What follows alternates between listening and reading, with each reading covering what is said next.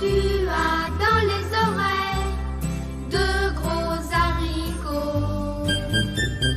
Parle un peu plus Richard fort. Zarzavadjian démarre ce matin une nouvelle série intitulée Merci Docteur pour rendre hommage à la médecine et surtout aux médecins, aux chirurgiens qui ont changé la vie de leurs patients. Bonjour Richard, je crois que vous démarrez aujourd'hui avec l'histoire de Priscilla. Absolument, c'est une très très belle histoire, comme toutes les histoires qu'on va vous raconter pendant toute cette semaine. En fin de compte, Priscilla souffre d'un kyste appelé neurinome. C'est un kyste au niveau de l'oreille. Ce n'est pas cancéreux, mais le problème, c'est que Priscilla, on est obligé de l'enlever, hein. Priscilla redoute l'opération, redoute la chirurgie, et pendant des mois, voire des années, elle va négliger les choses, et les choses deviennent très graves, puisque non seulement le neurinome est installé au niveau de l'oreille, mais il touche aussi des zones cérébrales. Donc là, il faut absolument un geste opératoire, il faut retirer ce neurinome. Un neurinome, hein, oui, c'est ça, c'est un kyste au niveau de l'oreille, et qui se prolonge de la taille de 35 mm. Là, on est dans une zone de l'infiniment petit. Et cette intervention va avoir lieu à Marseille, et c'était assez rare, elle va avoir lieu avec 2 chirurgiens, un chirurgien ORL et un neurochirurgien, ce qui est un cas assez rare. Je vous propose tout de suite de voir comment elle va très bien, bien évidemment, et elle a souhaité rendre hommage, et bien évidemment, à ce qu'elle appelle ses anges gardiens. Regardez, direction Marseille.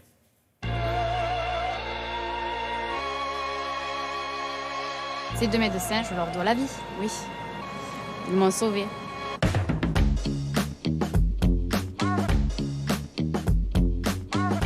Pendant des années, Priscilla a souffert d'un neurinome. Il s'agit d'une tumeur au niveau de son oreille droite. J'avais une tumeur non cancéreuse sur le nerf auditif qui m'occasionnait donc cette acouphène et cette surdité au niveau de l'oreille. Le neurinome de l'acoustique entraîne une compression des nerfs crâniens, mais également de certaines structures cérébrales, comme le tronc cérébral ou le cervelet, et son développement inexorable va conduire à des complications qui peuvent être gravissimes. Mais Priscilla a peur. Elle repousse l'opération pendant près de 2 ans. Mais compte tenu de la taille de sa tumeur, cette boule marron de 35 mm et de sa localisation, la chirurgie est inévitable. Et fait rare, elle est réalisée à 4 mains par un ORL et par un neurochirurgien. Cette patiente risquait d'être paralysée, d'avoir une augmentation de la pression dans le crâne et une paralysie faciale complète. Nous avons réussi à la convaincre puisque les complications de l'évolution naturelle de son neurinome étaient supérieures aux complications opératoires.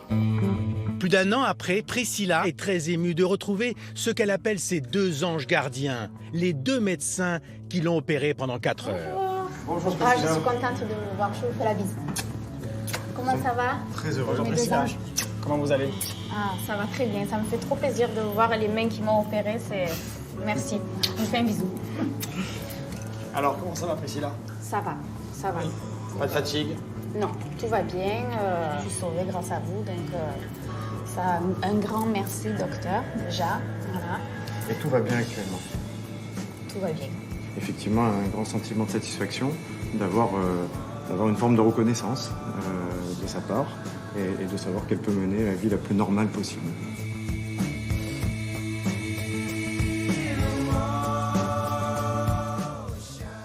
Ok, alors Richard, 2 questions. Oui. La première, est-ce que le cas de Priscilla est fréquent et quels sont les symptômes?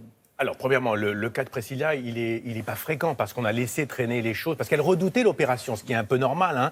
Donc, ce neurinome, ce kyste non cancéreux, s'est étendu, il faisait la taille de 35 mm et il touchait les zones cérébrales. Du coup, on a été obligé de faire cette intervention à 4 mains. C'était la deuxième question. C'est Est-ce que ça aussi, c'est fréquent? Non, c'est pas fréquent parce que souvent, on arrive à identifier les symptômes. Alors, je vous les rappelle, hein, lorsque vous avez des troubles de l'audition, lorsque vous avez des vertiges, lorsque vous avez parfois des acouphènes. Alors, attention, les acouphènes, ça peut être aussi autre cause. Mais en tout cas, lorsqu'il y a ces 3 éléments-là, il faut consulter. Si en plus, il y a des migraines, il faut consulter parce qu'on peut faire le geste très vite, très tôt, et éviter justement d'attendre trop longtemps. Mais là, tout va bien. Elle a pu justement revivre. Elle revit avec après cette intervention. Et encore une fois, c'est des choses qu'il faut bien identifier pour éviter d'avoir des situations un peu gravissimes comme ça a été le cas.